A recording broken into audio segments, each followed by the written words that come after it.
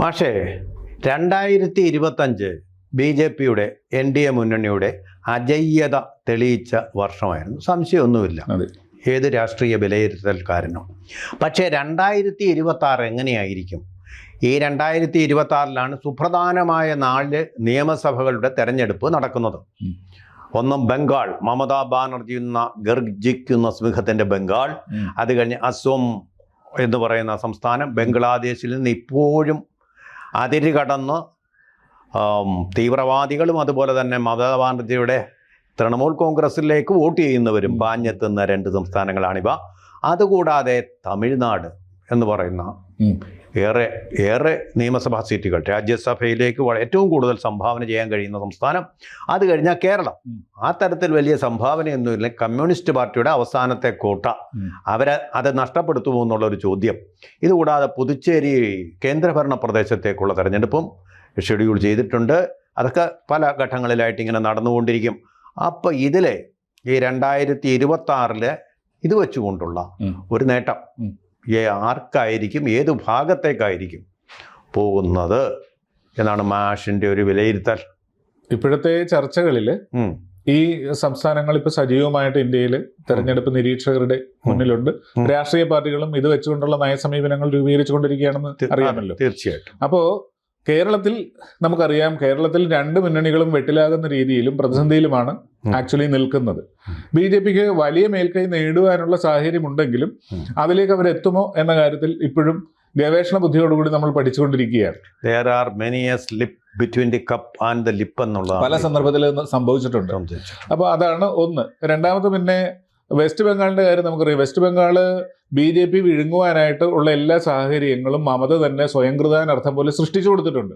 അതായത് ഈ പ്രീണനം ഒരു സ്ഥലത്ത് നടത്തിയാൽ മറുവശം ശക്തിപ്പെടുമെന്നുള്ളത് ഒരു സാധാരണ സംവിധാനമാണ്. നമുക്ക് അയൽപക്കത്തൊരു വലിയ ശത്രു ഉണ്ടെങ്കിൽ നമ്മൾ കൂടുതൽ ശക്തിപ്പെടാനായിട്ട് ശ്രമിക്കൂ എന്നതുപോലെയാണ് വെസ്റ്റ് ബംഗാളിലെ ഹിന്ദുക്കളുടെ ഒരു ഏകീകരണം അവർ കൊണ്ടുവന്നിട്ടുണ്ട്. ഇത് അവിടെ കഴിഞ്ഞ ദിവസം അവിടെ അമിത്ഷാ പോയിട്ട് ഗംഭീര അവർ തുടങ്ങി, BJP പ്രചാരണം തുടങ്ങി. അമിത്ഷാ അവിടെ പറഞ്ഞത് ഒരു കാര്യം, ഈ മമതാ ബാനർജിയെ കൊണ്ട് ബംഗാളിൻ്റെ അതിർത്തി സംരക്ഷിക്കാൻ സ്ഥലമില്ല. BSF സ്ഥലം ചോദിച്ചിട്ട് അവർക്ക് തങ്ങാനുള്ള സ്ഥലം അവർ കൊടുത്തില്ല എന്നുള്ള ഗുരുതരമായ കാര്യമാണ്. അതിപ്പോൾ നല്ലപോലെ ക്ലിക്ക് ചെയ്യുന്നൊരു സംഭവമാണ്. കാരണം ബംഗ്ലാദേശിലെ ഹിന്ദുക്കൾക്കെതിരെ നടക്കുന്ന ആക്രമണ സംഭവങ്ങൾ, വർഗീയ കലാപങ്ങൾ, ഇതിൻ്റെയൊക്കെ പശ്ചാത്തലത്തിൽ ബംഗാളിൻ്റെ ചോര, അല്ലെങ്കിൽ തന്നെ എപ്പോഴും തിളയ്ക്കുന്ന ചോരയുള്ളവരാണ് ബംഗാളി. ശ്രദ്ധിച്ചിട്ടില്ലേ? വളരെ അഗ്രസീവാണ് അവർ എപ്പോഴും സാധാരണഗതിയിൽ. അങ്ങനത്തെ ഭദ്രാലോക് പ്രതികരിക്കുന്ന ഒരു സ്ഥിതി വിശേഷം ഉണ്ടായിട്ടുണ്ട്. മമതാ ബാനർജിക്ക് അതിൻ്റെ പേടിയുണ്ട്. SIR-നെതിരെ അവർ ഇപ്പോഴും കലിതുള്ളുകയാണ്. SIR-ലെങ്ങാനും കുഴപ്പങ്ങൾ, ആരുടെയെങ്കിലും വോട്ട് പോയിട്ടുണ്ടെങ്കിൽ എന്ന് പറഞ്ഞുള്ള ഭീഷണി. അവരെപ്പോഴും ഒരു ഹിസ്ട്രിയോണിക്സ് കളിക്കുന്ന ആളാണല്ലോ. ആ ഒരു അഭിനയം ഇപ്പോഴും അവർ കളിക്കുന്നുണ്ട്. കുറച്ച് എനിക്ക് തോന്നുന്നു ഹിസ്റ്റീരിയയും അവരെ ബാധിച്ചിട്ടുണ്ട്, പരാജയം, രാഷ്ട്രീയ. അതെ. അതിലേ അവരെ സംബന്ധിച്ചിടത്തോളം അവിടെ ഒരു ലേഡിയെ ബലാത്സംഗം ചെയ്ത് കൊന്ന ഒരു സംഭവം ഉണ്ടായത് ഓർക്കുന്നുണ്ടല്ലോ, ആൾക്കാർ തെരുവിൽ ഇറങ്ങിയത്. അവരന്ന് ആ കൊലപാതകയുടെ സർക്കാർ ഉദ്യോഗസ്ഥനാണ്. ബലാത്സംഗമായിരുന്നു. അവരെ സർക്കാർ ഉദ്യോഗസ്ഥനെ സംരക്ഷിച്ചപ്പോൾ ജനങ്ങൾ തെരുവിലിറങ്ങി വലിയ വിപ്ലവം നടത്തിയിട്ട് അധികം നാളുകളായിട്ടില്ല. പാർട്ടിക്കാരനായിരുന്നു. അപ്പൊ ഈ സംഭവങ്ങളും അവരെ ബാധിക്കും. ഇത് കാരണം അടുത്ത തെരഞ്ഞെടുപ്പ് വരുമ്പോൾ ഇതെല്ലാം പ്രചരണ വിഷയങ്ങളായിട്ട് വരും. പിന്നെ ഇവരുടെ ഭാഗത്ത് അഴിമതിയുടെ ധാരാളം കേസുകളുണ്ട്. അഭിഷേക് ബാനർജി എന്ന സ്വന്തം മരുമകനെ കൊണ്ടല്ലേ 40,000 സ്കൂൾ ടീച്ചർമാരിൽ പണം വാങ്ങിച്ച് കോടതി പറഞ്ഞു മുഴുവൻ പേരും പിരിച്ചുവിടാൻ പറഞ്ഞു. ഇതുപോലെ നാണക്കെട്ട ഒരു ഭരണാധികാരിയുണ്ട്, നാണക്കെട്ട അഴിമതിയിൽ മുങ്ങിക്കൊടുത്തിരിക്കുന്ന ഭരണാധികാരി. അപ്പൊ അവിടെ മുഖ്യ എതിരാളി ആരാണ്? BJP ആണ്. കോൺഗ്രസിനോട് ഇവർക്ക് ഒരു അയിത്തമുണ്ട്. അതായത് മമതയേക്കാൾ വലുതല്ല കോൺഗ്രസ് എന്നൊരു ധാരണയുണ്ട്. ഇന്ത്യ മുന്നണിയിൽ ഒരു കക്ഷി അങ്ങനെയല്ല. അപ്പൊ മമത അവിടെ തോൽക്കുമോ ജയിക്കുമോ എന്നുള്ളത് ഇന്ത്യ മുന്നണിയെ സംബന്ധിച്ച ഒരു പ്രധാന വിഷയമല്ല. അവരുടെ വലിയ സപ്പോർട്ടൊന്നും ഉണ്ടാകാൻ സാധ്യതയില്ല. അത് അവരുടെ മാത്രം പ്രസ്റ്റേജ് വിഷയമാണ് മമതയുടെ. സനത് അറിയാമല്ലോ എന്ന് മാത്രമല്ല, പക്ഷെ എനിക്ക് തോന്നുന്നത് നമ്മളിതൊന്ന് ചർച്ച ചെയ്യുമ്പോൾ മമത ജയിച്ചിട്ടുള്ളതല്ല, സംഗ്രൂർ കൊണ്ടാണ്, നന്ദിഗ്രാം കൊണ്ടാണ് ആദ്യം ജയിച്ചിട്ടുള്ളത്. CPM-കാരെല്ലാം ഇതിലേക്ക് വന്നു. പക്ഷേ ഇപ്പൊ മമത പിടിച്ചു നിൽക്കുന്നത് ബംഗ്ലാദേശിൽ നിന്ന് വരുന്ന കുടിയേറ്റക്കാരും അതുപോലെ തന്നെ തീവ്രവാദികളുടെയും വോട്ട് കൊണ്ടാണ്. അവരെയെല്ലാം ഇന്ത്യൻ പൗരന്മാരാക്കി അവർ തൃണമൂൽ കോൺഗ്രസ് കാണിക്കുന്ന പച്ചക്കള്ളം കൊണ്ടാണ്, ആ അഴിമതി കൊണ്ടാണ്. പക്ഷേ ഇപ്പൊ SIR വന്നപ്പോൾ അവരിൽ പലരും ഇതിൽ നിന്ന് പുറത്താക്കി. 2 കോടി ഉണ്ടെന്നാണ് അനൗദ്യോഗികമായ റിപ്പോർട്ട്. 2 കോടി 2 കോടി പേര്. ആൾക്കാരുണ്ടെന്നുള്ളതാണ്. ഈ 2 2 കോടി ആൾക്കാർ വോട്ടേഴ്സ് ലിസ്റ്റിൽ നിന്ന് മാറുന്നു അല്ലേ?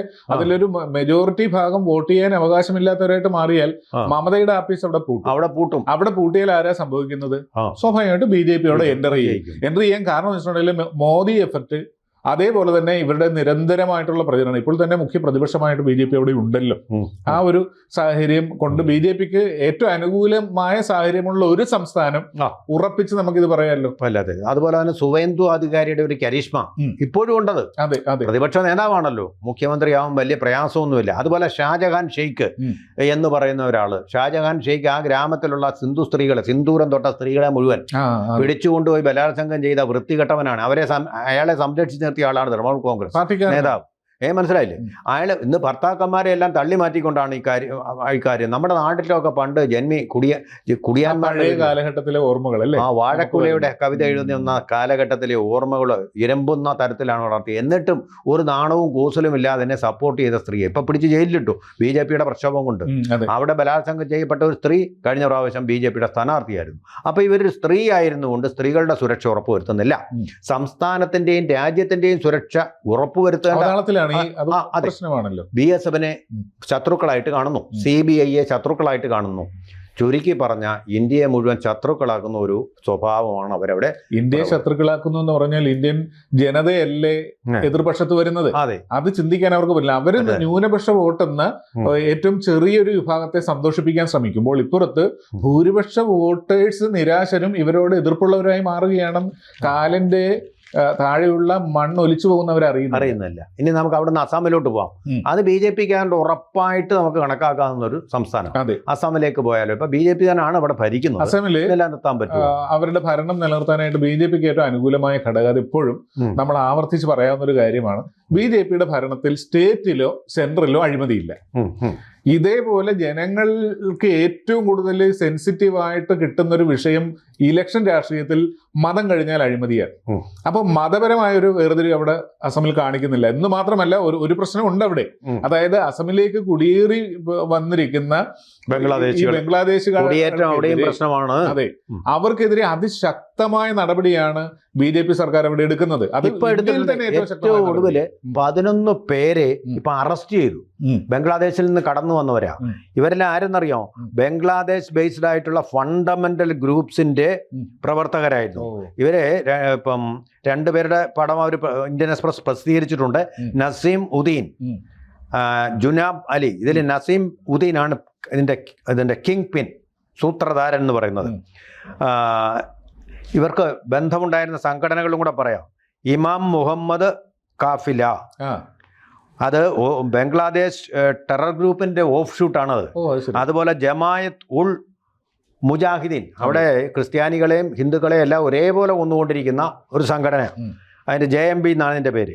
ഇതിന്റെ 2 പ്രവർത്തകരാണ് ഇന്ത്യയിൽ വന്നിട്ട് അസാമിൽ വന്നിട്ട് അതും ഇന്ത്യയുടെ ആണെന്നുള്ള മട്ടിൽ ഇങ്ങനെ താമസിച്ചുകൊണ്ട് വ്യാപകമായി 11 പേരെ ചെയ്തു. വ്യാപകമായിട്ട് ഇവര് അവിടെ കുടിയേറിയിട്ട് ഹിന്ദു ഏരിയകളിൽ സെറ്റിൽമെന്റുകൾ ഉണ്ടാക്കുന്നു, അവിടെ അക്രമങ്ങൾ നടത്തുന്നു.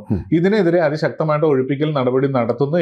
അതായത് ഇന്ത്യയിൽ ഈ പറയുന്ന നുഴഞ്ഞ കയറ്റക്കാർക്കെതിരെ ഏതെങ്കിലും ഒരു സ്റ്റേറ്റ് എടുക്കുന്ന നടപടിയേക്കാളും 100% പെർഫെക്റ്റ് ആയ നടപടി അവിടെ എടുക്കുമ്പോൾ തദ്ദേശവാസികളായ ആൾക്കാർ ആരുടെ കൂടെ നിൽക്കും? നിലവിലുള്ള ഭരണകൂടത്തിന്റെ കൂടെ നിൽക്കും.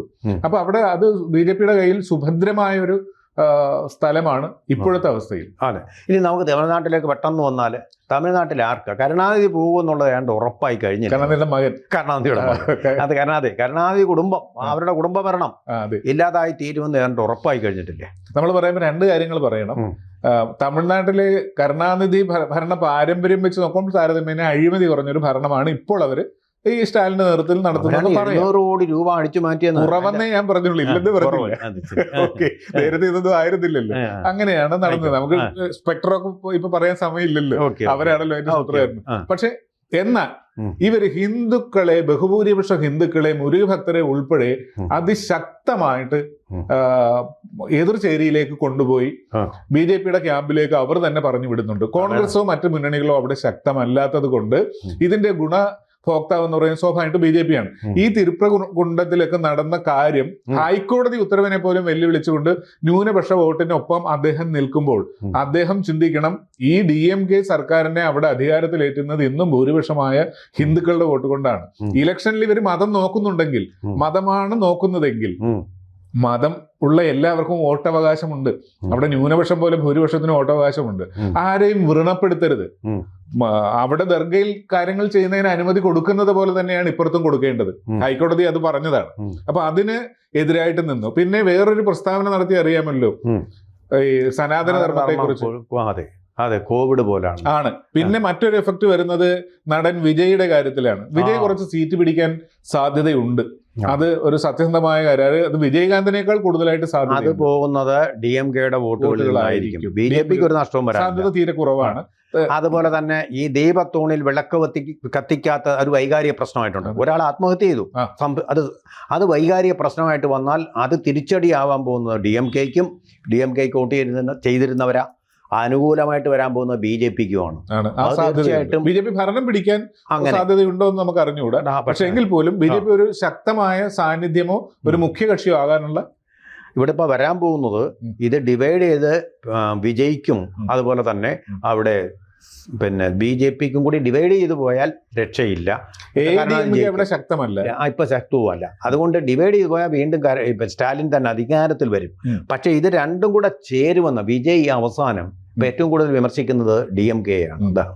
അതുകൊണ്ട് തന്നെ തീർച്ചയായിട്ടും BJPയുമായിട്ടുള്ള ഒരു പിന്നെ ഐക്യമല്ല പറയുന്നത്, ഒരു മിനിമം കോമൺ മിനിമം പരിപാടിയിൽ CMP അവർക്ക് കോമൺ മിനിമം പ്രോഗ്രാമിൽ ഒരുമിച്ച് പോകാൻ സാധിക്കുമെന്നുള്ള ഒരു കൺക്ലൂഷനിലേക്കാണ് അവിടുത്തെ രാഷ്ട്രീയ നിരീക്ഷകർ. കേരളം അങ്ങനെ വരികയാണെങ്കിൽ ഓർക്കുക, ഈ ഹിന്ദുക്കൾക്കെതിരെയുള്ള നടപടിയിൽ ഒരു പുനഃപരിശോധന കൂടെ ആ വരുന്ന ഗവൺമെന്റിന്റെ ഭാഗത്തുനിന്നുണ്ടാകും. തീർച്ചയായിട്ടും.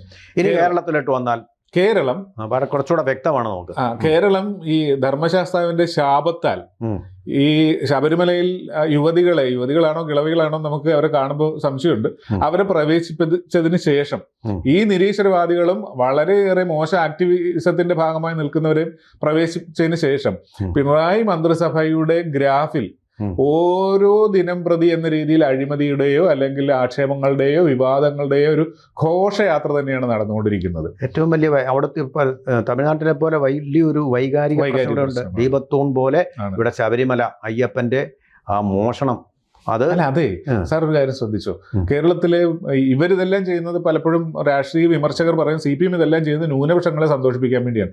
എന്നാൽ മുസ്ലിം ലീഗിൽ നിന്നും ഇവിടെ തന്നെ ക്രിസ്ത്യൻ സഭകളിൽ നിന്നൊക്കെ ഈ ശബരിമലയിൽ കാണിച്ച ശുദ്ധ വിവരക്കേടും വൃത്തികേടും തെമ്മാടിത്തരവുമാണെന്നുള്ള പ്രസ്താവനകൾ പലതവണ വന്നത് നമ്മൾ വായിക്കണം. അപ്പൊ അതിന്റെ അർത്ഥം വെച്ചിട്ടുണ്ടെങ്കിൽ ആ വികാരം കോൺഗ്രസിന് അനുകൂലമായ ഒരു സാഹചര്യം ഉണ്ടാക്കുമെന്നതിൽ ഇപ്പോൾ തർക്കമില്ല. കാരണം ഇന്നലത്തെ പോലും നമ്മൾ കണ്ട വാർത്തയിൽ കടകംപള്ളിയെ വെള്ളിയാഴ്ച ചോദ്യം ചെയ്തിട്ട് ചൊവ്വാഴ്ച ഇന്നലെയാണ് അത് പുറത്തുവിടുന്നത്. മാധ്യമങ്ങൾക്ക് പോലും അറിയാൻ പറ്റാത്ത രീതിയിൽ രഹസ്യമായിട്ട് വെച്ചതാണോ, ഇനി മാധ്യമങ്ങളും അതിന് ഒത്താശ ചെയ്താണോ നമുക്ക് അറിഞ്ഞുകൂടാ.